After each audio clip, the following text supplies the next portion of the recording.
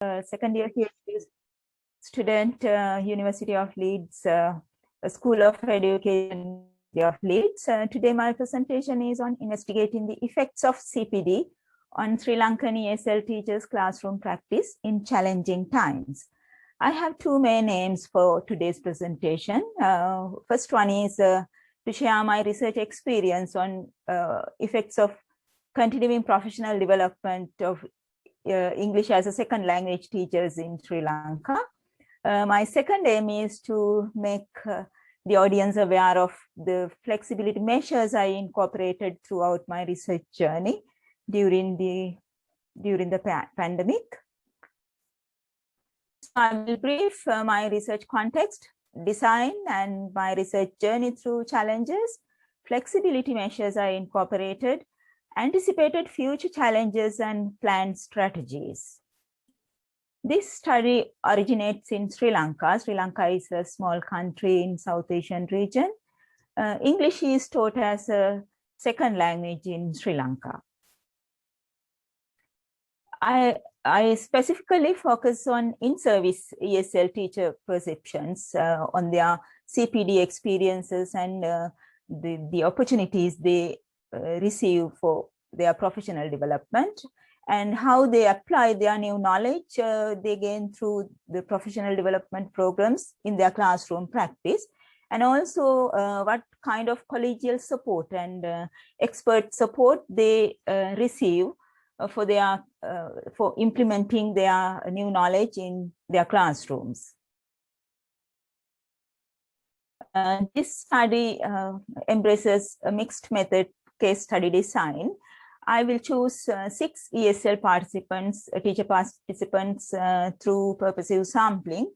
My stratified sample will be drawn from a number of strata like male, female, considering they are rural or working in rural or urban school, and also they are teaching experience categorizations. As I mainly concern with teacher perceptions and their beliefs, qualitative strand will be given the priority, and quantitative data will be used as supplemental data as evidence.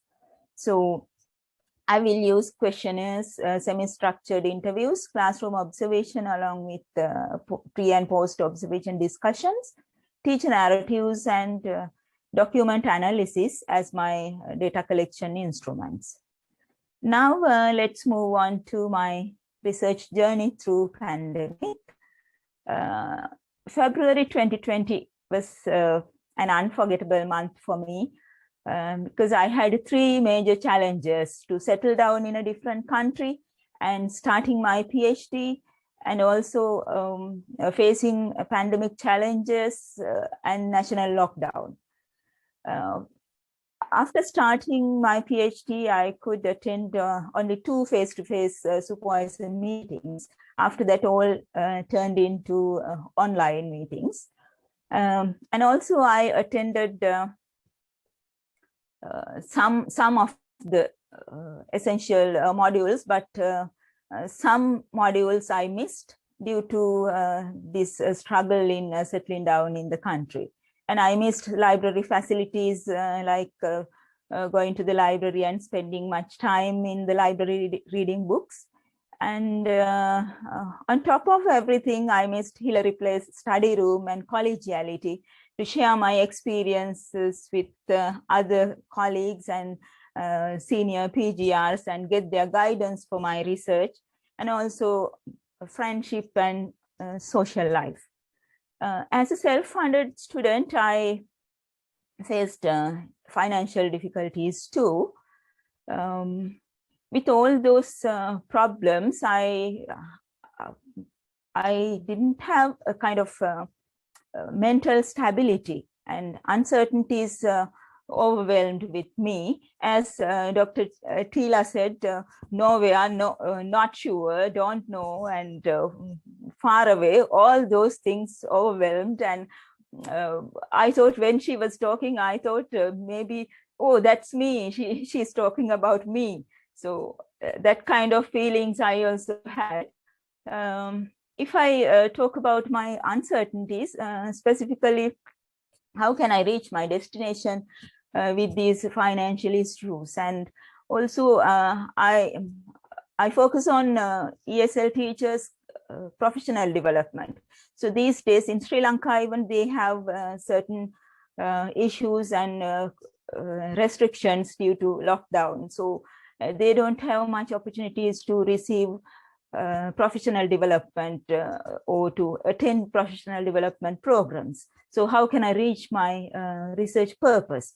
And next thing is my field work. I plan to go back to Sri Lanka and visit schools and observe teachers' lessons and witness how they behave, how they do their how they apply their new knowledge in the classroom and all those things. So how can I do these things?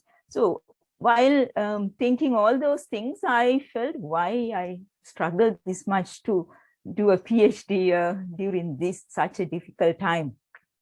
So I felt, life is also uncertain, future, no plans, and all those issues I had in my mind. But yes, Dr. Tila said that you will see some light through the tunnel. Yes, I saw that. At one point, I could stand strong and move forward with my colorful solutions. Especially, I need to give this to you because first I started with short-term plans. Today, tomorrow, and the longest was 1 month until my next supervisor meeting. So what their guidance, I could get their guidance, and then I got ready for the next meeting. That way I continued my work. And also I could get all the opportunities came on my way, whether those are relevant or not. I tried to present in some module presentations, or listen to others' experiences, join some other organizations, did all those things, and continued my reading in order to compensate on other missed modes to develop myself. And finally, I started constantly changing my methodology until I reached a brighter and feasible methodology for my study. First, I started with questionnaires and interviews and classroom observation. As I told earlier, I had some doubts whether I will be able to go to schools and observe teachers' classes and get some sort of insights how they apply their new knowledge. So I thought it would be better for me to incorporate pre and post observation discussions in order to get insights regarding their perceptions and how they face challenges when apply their new knowledge in the classrooms. So I thought using pre and post class observation discussions. And next I thought of incorporating teacher narratives, as I believe a narrative inquiry will enable me to unveil their hidden stories, like their frustrations, worries, and maybe success stories. So I thought I will incorporate teacher narratives. And also, in order to get quantitative data, I thought of using document analysis. And next I came to my plan B. Plan B is to withstand future anticipated obstacles.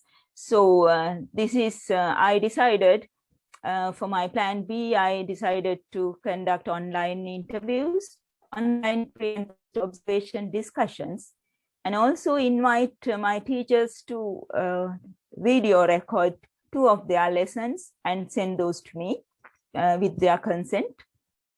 And this is my plan B, but still, to be honest, I'm looking forward to activate my plan A I hope that you all will cross your fingers and toes to for me to activate my plan A, and also to defeat this COVID-19 from the whole world.